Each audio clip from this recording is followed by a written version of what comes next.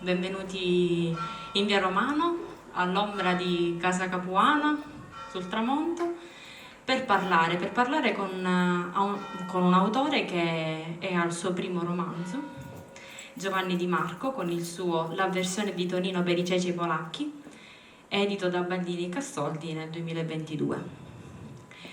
Per me leggere questo romanzo è stato, come ho già spiegato a Giovanni, una vera e propria esperienza, con la E maiuscola, perché siamo di fronte a un romanzo di formazione come pochi, contemporaneo, che vuole spronare una riflessione su un tema non solito, non consueto.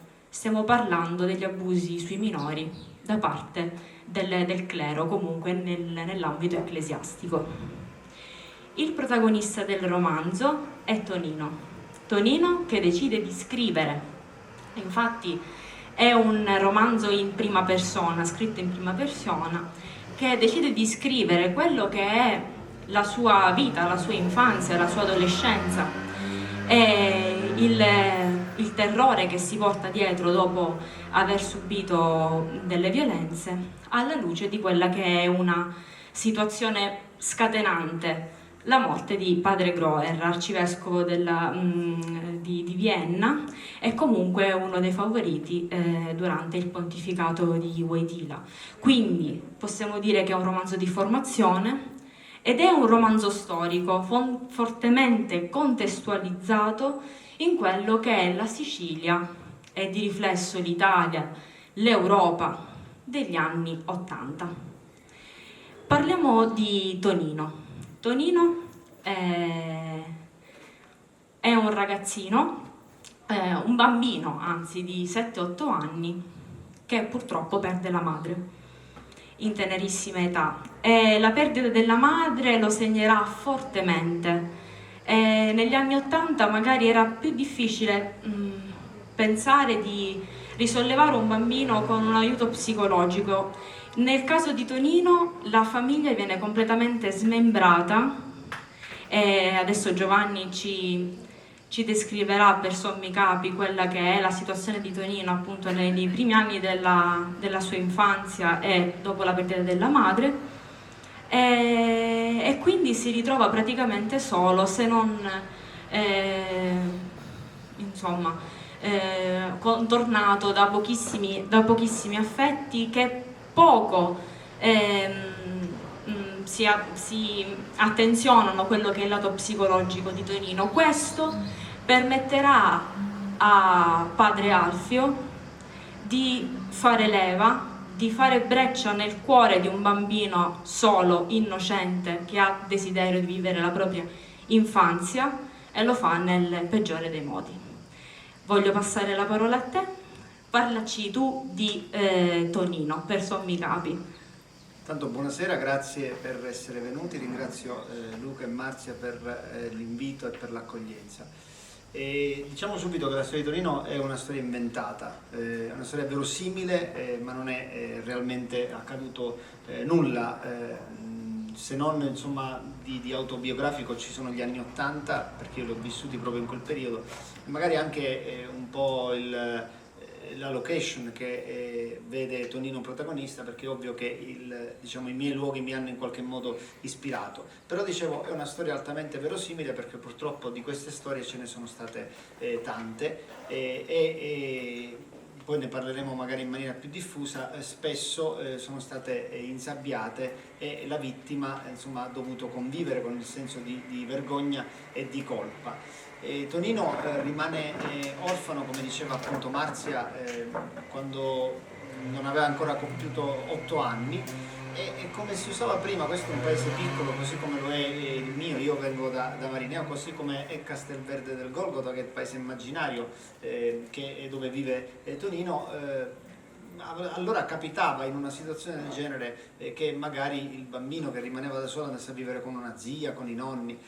Tonino ha una sorella più grande e un bambino, un fratello, che nascendo purtroppo provoca la morte della mamma.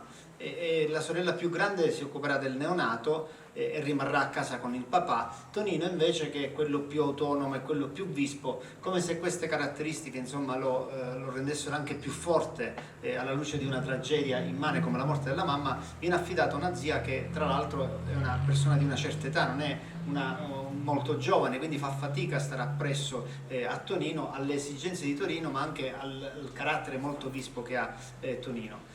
Da lì, come diceva Marzia, approfittando insomma delle sue fragilità, della mancanza d'affetto, verrà avvicinato da questo prete che comincia con il regalargli delle figurine, con cercare diciamo, di attrarlo in un modo o nell'altro, farà il chierichetto, fin quando poi insomma, non si scopre che purtroppo padre Alfio ha questa perversione, è un prete pedofilo, e da lì passerà poco, gli metterà le mani addosso, fin quando insomma, non ci sarà un altro personaggio che magari adesso così introduciamo, una vicina di casa della zia di Tonino, che capirà cosa sta succedendo al bambino, riuscirà in qualche modo a farselo confessare in un momento drammatico e in qualche modo insomma, riuscirà a tirarlo fuori anche dalle grinfie dell'orco. Però questa diciamo, è la prima parte del romanzo. Poi c'è la seconda parte in cui invece c'è il tentativo di venire fuori e di guarire da queste ferite, cosa che purtroppo però non riesce mai, perché chi subisce violenze da ragazzino e abusi così gravi difficilmente riesce a superarli, a guarirli, anche perché spesso si convive, come dicevo prima, con la vergogna, col senso di colpa, e quindi non si esternano neppure e si fa ancora più fatica a digerire queste cose. Per cui il romanzo da un lato, come diceva giustamente Marzio, è un romanzo di formazione, un romanzo di denuncia, perché poi l'intento è anche quello di far luce sull'atteggiamento che ha avuto quella Chiesa nei confronti di questo dramma che è stata appunto la pedofilia, e da un terzo lato è anche un romanzo storico, perché in effetti fotografa quella che è stata diciamo l'Italia, la Sicilia degli anni '80, soprattutto di piccoli comuni come Mineo, come dicevo il mio paese Marineo, eccetera eccetera. Gli anni '80 sono prepotentemente presenti all'interno del romanzo e praticamente si è nostalgici degli anni '80 anche se non si è vissuto negli anni '80. Infatti mi ha stupito Marzia che, pur essendo molto più giovane di me, diceva io non ho vissuto gli anni '80, però mi sono lasciato trascinare da tutte quelle che erano diciamo, le caratteristiche proprio di quell'epoca, o dai prodotti o dalla musica, che io ovviamente in maniera un po' furbesca ho messo dentro proprio per cercare di ricostruire quelli che sono stati gli anni '80, anche sfruttando, questo non l'abbiamo detto, lo dico subito, diciamo, sfruttando anche episodi divertenti, raccontando delle situazioni che fanno sorridere.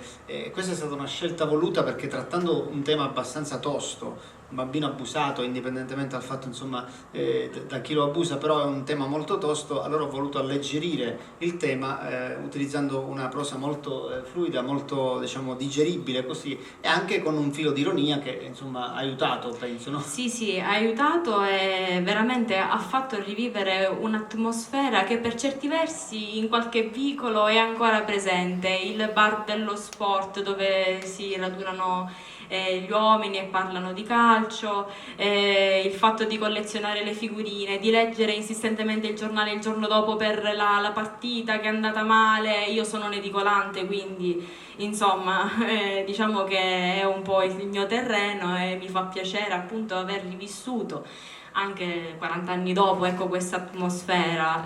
Una cosa che ho apprezzato tantissimo da appassionata di musica quale sono è che tu hai teso a creare una vera e propria colonna sonora. Ritroviamo un giovanissimo Vasco Rossi, un giovanissimo Eros Ramazzotti, per poi passare Bob Marley, Pink Floyd, cioè gli anni '80 di Tonino, ma di chi ha vissuto l'infanzia e l'adolescenza in quel decennio.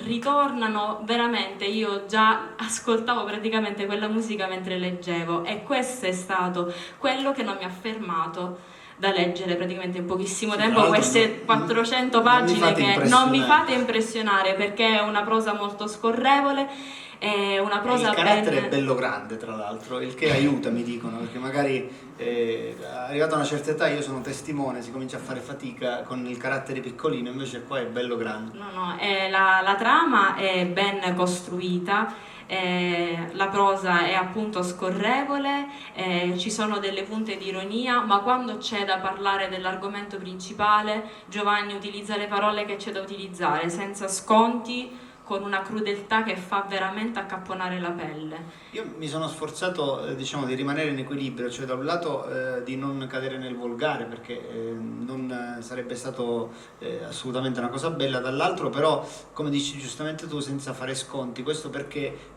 l'obiettivo è comunque quello di colpire il lettore e fargli capire dal punto di vista della vittima quello che sta vivendo un bambino che subisce un abuso. Purtroppo, ripeto, la storia di Tonino è inventata, ma tantissime storie hanno questa tematica, tantissimi bambini sono stati abusati e io ho cercato in tutti i modi di mettere al centro della storia la vittima, cosa che mi dicono anche dalla casa editrice in Italia a livello di narrativa non è stato fatto mai prima della pubblicazione del mio libro. Si era parlato di pedofilia, ecclesiastico non, in termini di saggistica, se ne era parlato in qualche romanzo in cui magari l'argomento veniva affrontato molto sfiorato, direi, dal punto di vista del carnefice. Per esempio Walter City in Bruciare tutto accenna a un prete pedofilo. Mai se ne era parlato però mettendo al centro la vittima. La scelta di far raccontare la storia a Tonino in prima persona è stata proprio dettata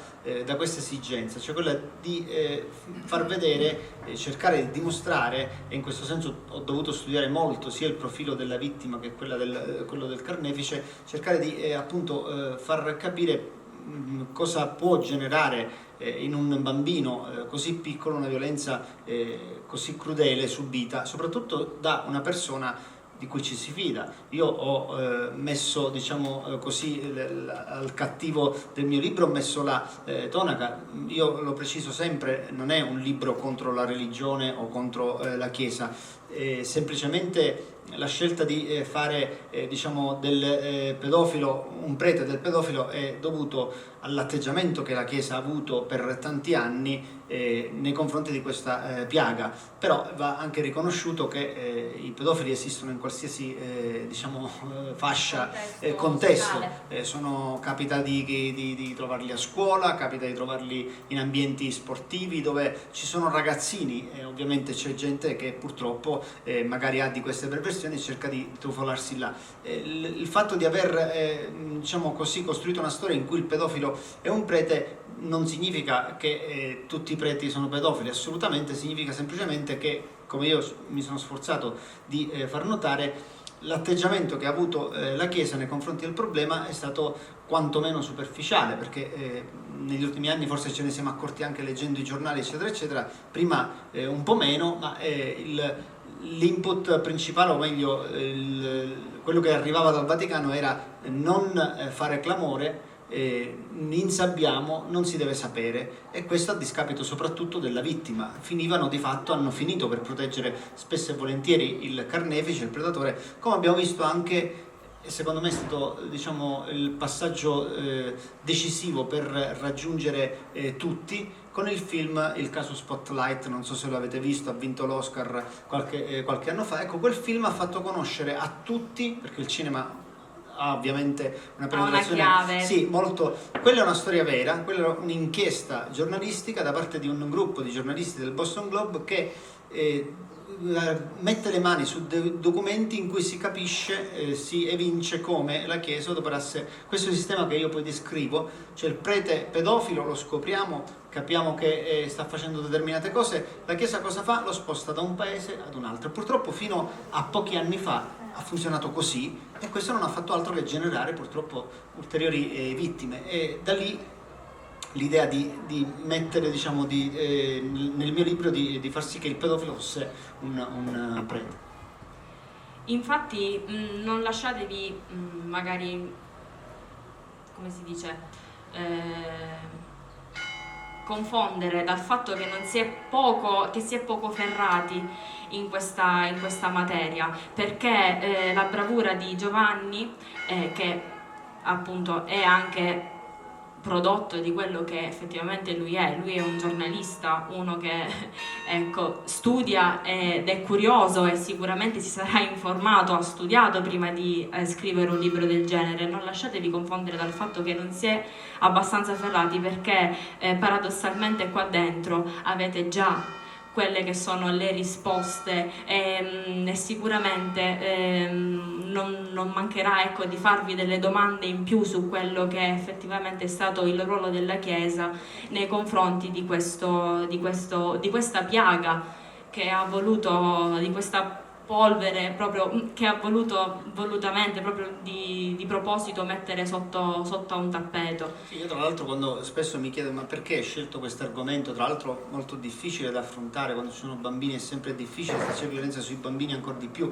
la tua prima prova narrativa, io ho, diciamo che la chiave a questa risposta sta in una lettura che ho fatto qualche anno fa di un saggio che si intitola Chiesa e pedofilia, in cui si raccontavano non solo delle storie di ragazzini abusati, soprattutto negli Stati Uniti dove il problema è venuto a galla in maniera prepotente molto prima che altrove, non solo si raccontavano quindi queste storie e i numeri, ma soprattutto appunto questo modus operandi che poi abbiamo imparato a conoscere. Questa cosa mi ha colpito molto, ed essendo, diciamo, avendo una certa confidenza con la penna, con la scrittura, ho deciso di scrivere una storia che appunto palesasse questa situazione che purtroppo, ripeto, si è verificata migliaia e migliaia di volte in tutto il mondo.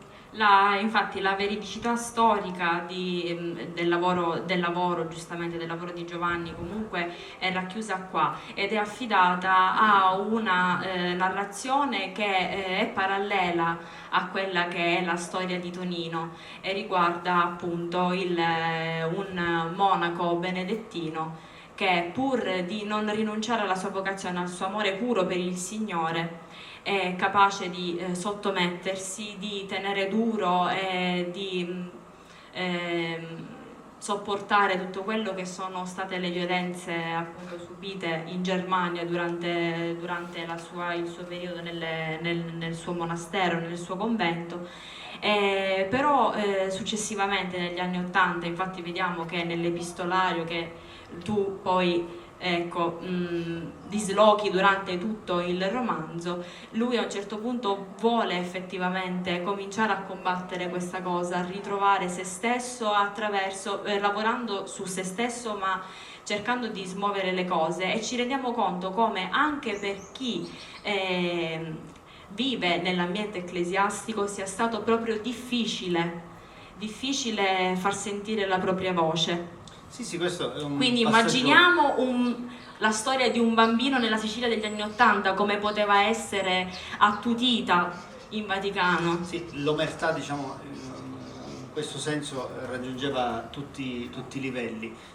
Basta, insomma, dare un'occhiata a documenti ufficiali come il Crimen Sollecitationis, che è stato tirato fuori proprio dai giornalisti a cui facevo riferimento americani, in cui dal Vaticano arrivava l'input in tutte le arcidiocesi del mondo proprio di non collaborare con le polizie locali. Quindi quello che veniva detto dal Vaticano era: se scoprite una situazione del genere dovete dirlo a noi e ci pensiamo noi, non denunciate, non dite nulla. Questo ha fatto sì che, ripeto, tutta la polvere venisse messa sotto il tappeto. Il personaggio a cui fa riferimento Marzi è appunto un monaco benedettino che è il fratello di Tania, la ragazza che, diciamo, si prenderà cura di Tonino. Non a caso Tania ha una sensibilità spiccata per il problema, perché il fratello l'ha vissuta in prima persona. Sì, l'ha vissuta in prima persona, e essendo, diciamo, molto uniti si confidavano, e Tania capisce subito che c'è qualcosa che non va perché l'aveva vissuto con il fratello. Questa storia, diciamo, io l'ho utilizzata come ponte per arrivare poi a quella che è la realtà, perché la storia di Tonino abbiamo detto inventata. Quello invece che racconta Marco è la storia di padre Hans Grover, che purtroppo è un personaggio vero, che ha vissuto diciamo dagli anni 60 in poi, ha diretto un monastero in Austria, dove io dico che Marco ha studiato, ma si è macchiato di tantissimi abusi, E nonostante fosse risaputo questo fatto, in Austria lo sapevano e come, Wojtyla è arrivato a un certo punto per zittire le spinte progressiste che arrivavano dalla Chiesa di lingua tedesca, che è stata sempre quella un po' più avanti, no, rispetto alle altre, si andò in pensione l'arcivescovo di Vienna, e lui, per zittire questa spinta progressista, niente di clamoroso, cioè si parlava sempre delle solite cose, la comunione ai divorziati, un ruolo più attivo delle donne all'interno della Chiesa, sempre le stesse richieste. Purtroppo la Chiesa ha tempi lentissimi, e quindi anche 50 anni fa o 100 anni fa si parlava fondamentalmente delle stesse cose. Wojtyla, per zittire però questa spinta che era molto forte in quel momento, decise di porre appunto a capo dell'arcidiocesi di Vienna, che è la più importante d'Europa dopo quella di Roma, questo suo amico di fatto, perché lo conosceva dagli anni 60, quando lui veniva in treno da Cracovia e si fermava sempre in Austria, in questo convento mariano. Wojtyla ha sempre coltivato il culto di Maria, quindi era nata un'amicizia tra padre Hans Groer e Wojtyla. Poi questa amicizia è continuata anche quando Wojtyla è diventato Papa, e per affidare l'arcidiocesi di Vienna a una persona di cui si fidava, chiamò in causa proprio Groer, che in Austria tra l'altro non lo consideravano all'altezza proprio dal punto di vista culturale. Cioè, di solito per fare l'arcivescovo, cioè, deve essere una mente fina, non è che puoi andare lì il primo che passa. Lui però ignorò non solo questo aspetto, ma soprattutto il fatto che già leggiavano voci su Groer relativamente appunto a questa sua perversione, alla sua pedofilia. E pensate che a distanza di tempo la Chiesa austriaca stessa ha detto, non quindi una persona esterna, ma proprio i membri della Chiesa stessa, che hanno avuto modo di raccogliere circa 2000 testimonianze credibili a carico di Groer. Cioè, credibili detto dalla Chiesa vuol dire che praticamente avevano matematica certezza che avesse fatto danni. 2000 cioè 2000 abusi sono tantissimi. Nonostante tutto, però, ripeto, Wojtyla ha tirato dritto per la sua strada e l'ho posto lì a capo dell'arcidiocesi di Vienna. E questo purtroppo testimonia anche una poca sensibilità relativamente alla questione. Io capisco che erano altri tempi, probabilmente non si aveva una conoscenza così approfondita anche della questione. Però da questo punto di vista diciamo che ci sono responsabilità morali enormi da parte di quella Chiesa, e a cui capo appunto c'era Wojtyla, così come ti ridò la parola, la stessa, questa la televisione mi porta a fare, così come un altro dettaglio che la dice lunga su quanto all'interno di quella Chiesa venisse, nella migliore delle ipotesi, sottovalutato il problema, è l'uso di determinate parole. Fino al 2001, se non ricordo male, Wojtyla ha sempre definito la pedofilia un peccato, mai un reato o un crimine. Cioè, il peccato lo assolve il prete dentro il confessionale ed è finita, ma se tu tocchi un bambino ti devi andare in galera, quello è un crimine, è un reato. Il fatto stesso che il Papa non avesse adoperato questa parola fino al 2001, anche lì la dice lunga su come si ponevano relativamente a questa problematica. Da questo punto di vista devo dire che è cambiato da così a così l'atteggiamento della Chiesa con Francesco rispetto ai suoi predecessori, anche se si potrebbe fare molto di più. Vuoi perché non ha tutta sta forza, perché comunque è molto osteggiato, si capisce, all'interno del Vaticano. Che non può fare. Sì, vuoi perché comunque ci sarebbe da ribaltare i tavoli come fece Gesù all'interno del Tempio, comunque si potrebbe fare tanto di più, però quantomeno con Papa Francesco stiamo vedendo la vittima al centro della questione. Non si deve nascondere il problema, ma anzi bisogna affrontarlo. Prima era totalmente all'opposto. Ripeto, questi due episodi che ho raccontato la dicono lunga su come la Chiesa intendeva e ha affrontato l'argomento per tanti anni. Sì, infatti una cosa che mi ha colpito, adesso cito brevemente, quando questa Tania di cui parleremo subito, sprona a Palermo il vescovo affinché ascoltasse la vicenda di Tonino, il vescovo, se non il suo secondo, non ricordo chi, dice non spetta a noi giudicare, tu non devi giudicare perché pecchi di superbia.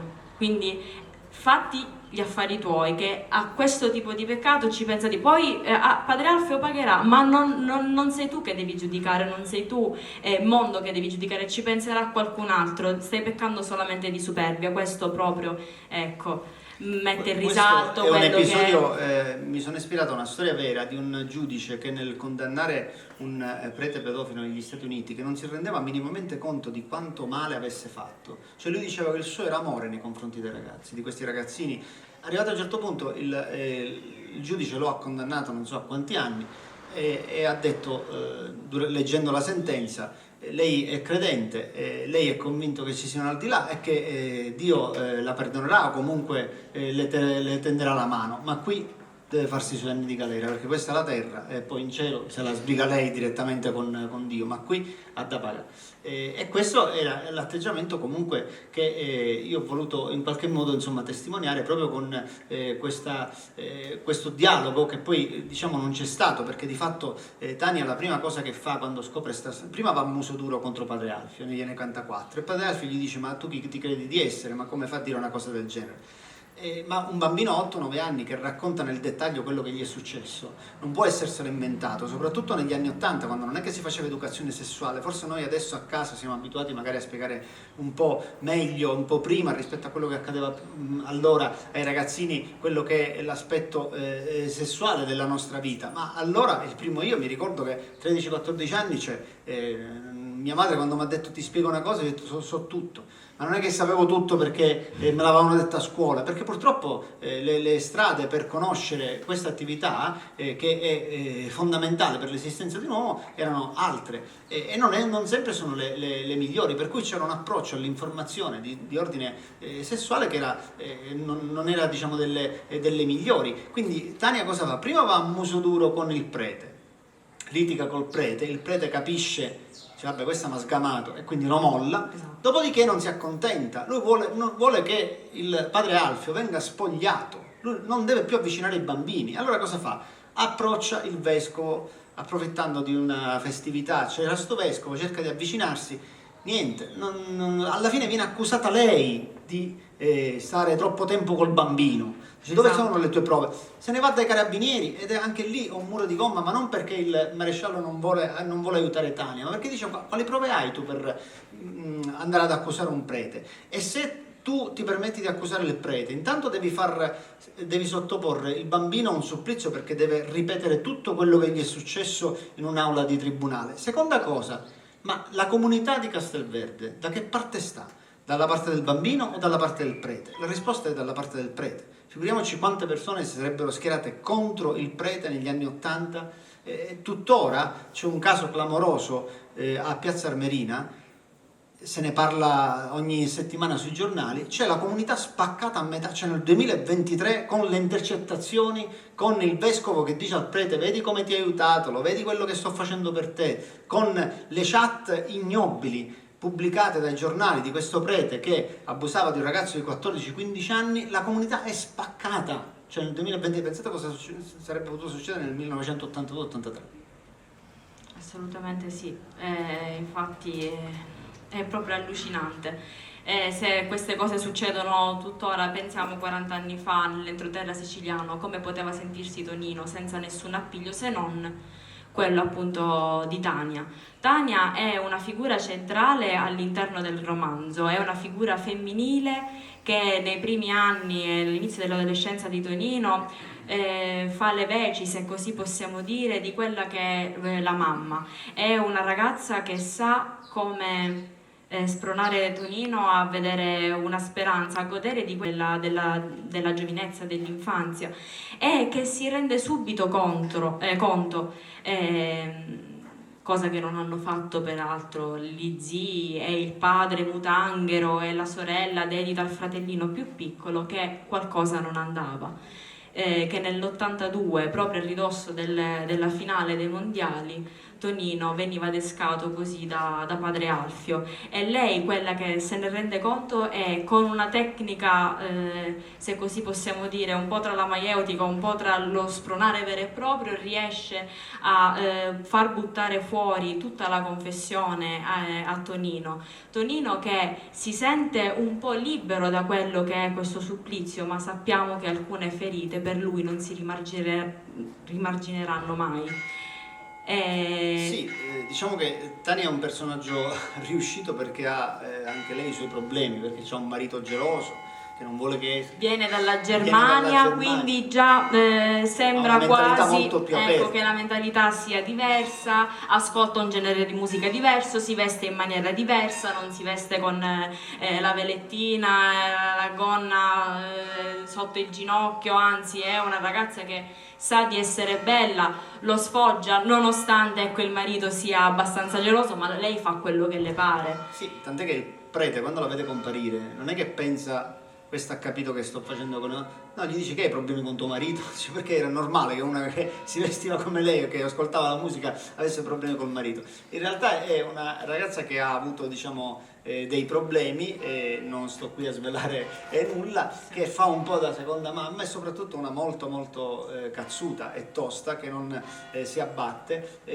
poi però finirà a sua volta, diciamo, per subire la trasformazione di Tonino, perché nella seconda parte del libro, diciamo, proprio quando viene meno la figura del prete che viene trasferito, Tonino fa fatica a superare questi traumi e, come spesso accade purtroppo nella realtà, violenza genera violenza ed è lui stesso, insomma, che si rende protagonista di azioni non molto edificanti nei confronti degli amici, nei confronti di una ragazzina compagna di scuola, nei confronti della stessa Tania. Questo proprio per testimoniare, Marzia, il fatto che spesso ci è capitato magari di leggere sui giornali storia di personaggi che hanno compiuto chissà quali nefandezze e poi scopriamo che magari hanno avuto un'infanzia difficile, hanno subito a loro volta violenze e crescendo spesso e volentieri quello che si subisce viene amplificato e poi ci si assolve e si condanna altre persone magari a subire nefandezze analoghe a quelle che insomma si è subite. Questo è un passaggio purtroppo che corrisponde quasi sempre. Chi subisce violenza da bambino è quasi automatico che la genera.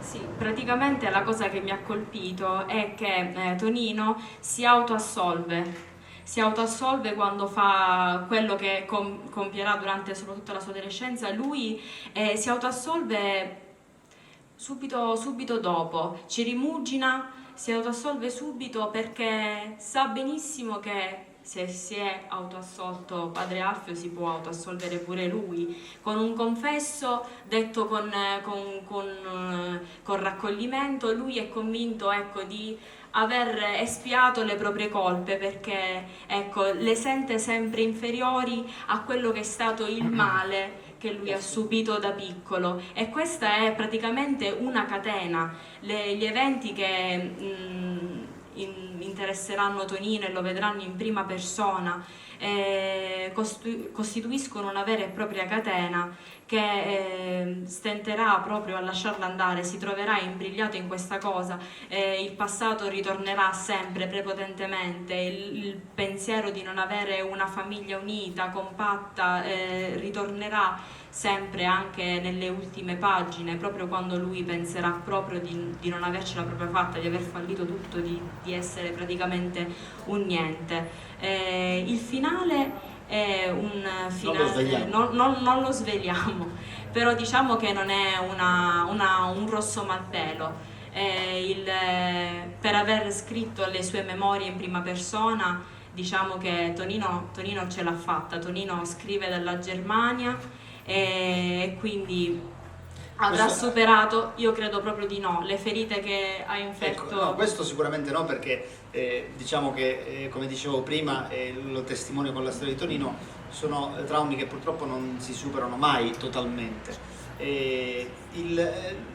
tempo fa c'è stato un mio collega anziano che adesso è in pensione, ha lavorato per l'agenzia ANSA, è stato corrispondente da Mosca, da Tel Aviv, che ha letto il romanzo, ha fatto una recensione per una rivista molto importante, si chiama Confronti, e mi ha detto: sì, però solo una cosa ti devo rimproverare, il fatto che tu fai sì che la storia di Tonino la racconti lui una volta diventato grande, e questo, come diceva Marzia, significa che tutto sommato, insomma, sì, ok, ha sempre le ferite aperte, soffre sempre, però ha superato, diciamo, la fase critica. Sì, ma guarda che il 99% delle persone che subiscono abusi di questo genere non ci arriva a quell'età, o perché si dà alla droga o all'alcol o perché si suicida, ma ci sono tantissime storie purtroppo che finiscono malissimo, per cui il collega boneramente mi rimproverava il fatto non tanto di aver fatto sì che Tonino abbia superato il suo trauma, ma mi diceva, cioè, dovevi far presente che Tonino è un caso, ammesso, diciamo, che possa esistere una storia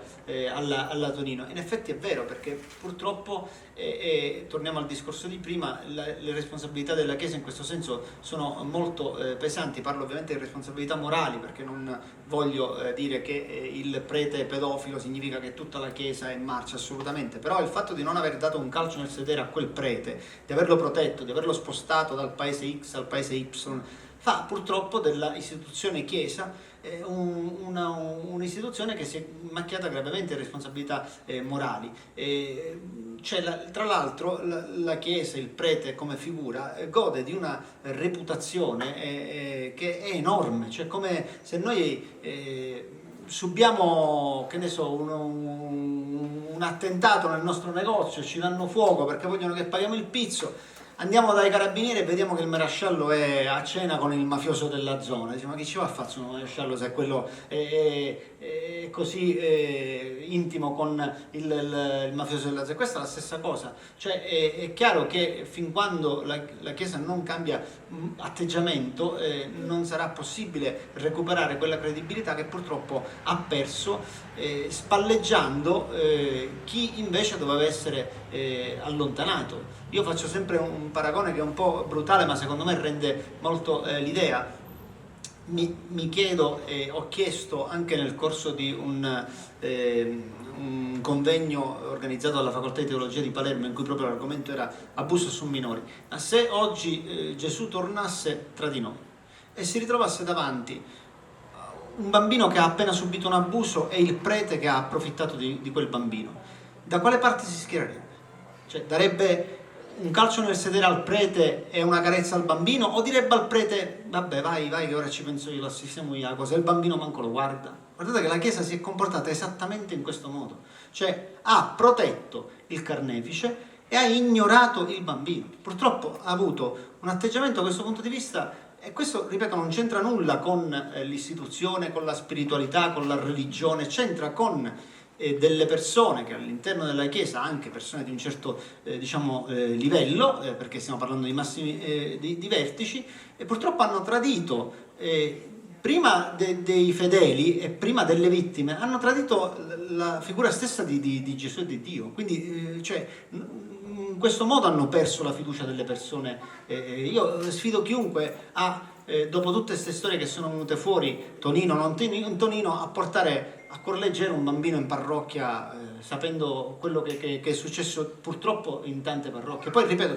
ci sono decine e decine di parroci che sono persone adorabili, è chiaro che uno un po' di scanto ce l'ha, no? Però diciamo che il romanzo induce a delle pesanti riflessioni di carattere sia storico, ma poi noi le riversiamo anche nel contemporaneo. Io l'ho letto da mamma, l'ho letto da ragazza, e devo dire che di riflessioni me ne sono venute parecchie. E appunto, siccome sono mamma di bambini, di maschietti, ho visto un carattere, ecco, è un romanzo di formazione. Secondo me è un romanzo che si deve leggere nelle scuole, deve essere proposto non in scuole elementari, ovviamente, perché lo stile di scrittura, qua sei stato bravissimo, si evolve. è come se si evolvesse. A un certo punto si parla veramente della sfera erotica sessuale nell'adolescenza, quindi è un romanzo che, come mi hai anche accennato tu, dedicherei soprattutto alle scuole superiori. Ed è un romanzo, secondo me, che veramente deve essere preso come esempio per trattare anche questo tipo di violenze, perché certe volte, ecco, si parla di femminicidio, si parla di violenze nei confronti delle donne nei luoghi di lavoro, ma anche questi sono degli episodi di violenza che devono essere attenzionati all'interno delle scuole. Guarda, ci sono due problematiche, scusami se ti Sì. interrompo, quando si ha a che fare con bambini abusati. Il primo è il senso di vergogna che la vittima si porta appresso per tutta la vita.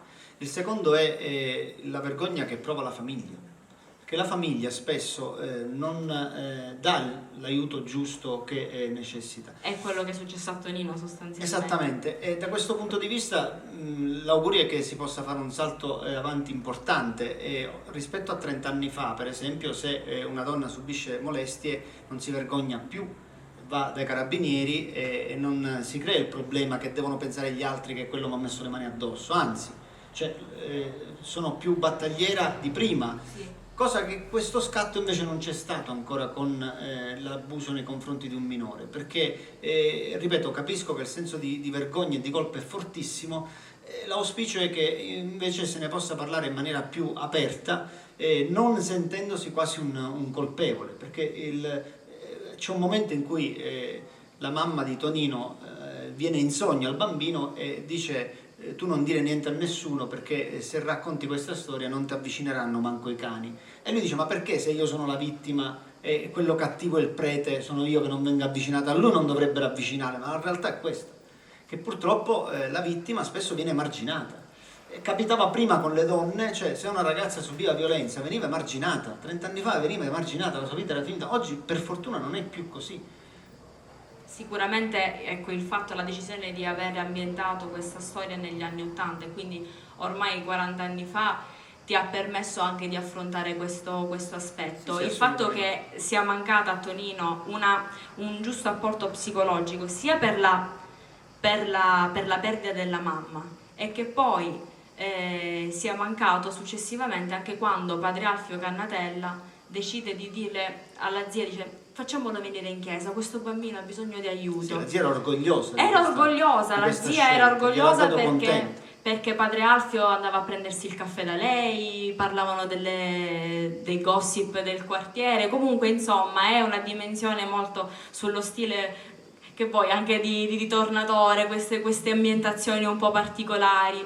Ecco, questo è quello che emerge, il fatto che non ci sia stato un supporto psicologico, anzi, quando Tonino viene spronato a parlare con uno psicologo, si cerca di dare una mano a questo bambino, ma non perché abbia subito degli abusi, non si saprà. Tonino ha delle crisi di febbre, quando Okay. subisce qualcosa di pesante gli viene febbre altissima e non se lo spiegano, e quindi lo portano da un medico specializzato, e lui teme, quando gli fa l'elettroencefalogramma, Che teme lui che possa- gli legga la mente E che il possa dottore, quindi scoprire quello che scoprire subisce ha. periodicamente nella canonica. Esattamente, e da questo punto di vista, diciamo, come giustamente dicevi tu, non c'è il supporto. Lo stesso Tonino, arrivato a un certo punto, si chiede cosa avrebbe fatto, come avrebbe reagito mia zia se gli avessi raccontato. Sarebbe stato un affronto, praticamente, dice, sarebbe morta. Esatto, sarebbe morta di vergogna la zia, gli avrebbe detto: stai zitto, ma che vai dicendo? Purtroppo è una storia molto verosimile, e sicuramente tante sono state le sofferenze, appunto, che hanno vissuto queste vittime, e che speriamo non continuino veramente a soffrire ed a accapponare la pelle, veramente.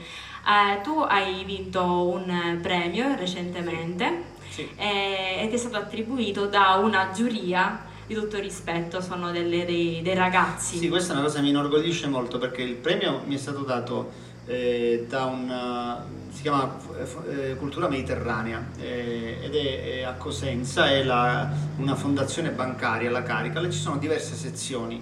Tra l'altro credo sia la 18ª edizione, ogni anno ci sono anche autori molto importanti. L'anno scorso c'era un autore francese, Mathias Senard, che a me piace tantissimo.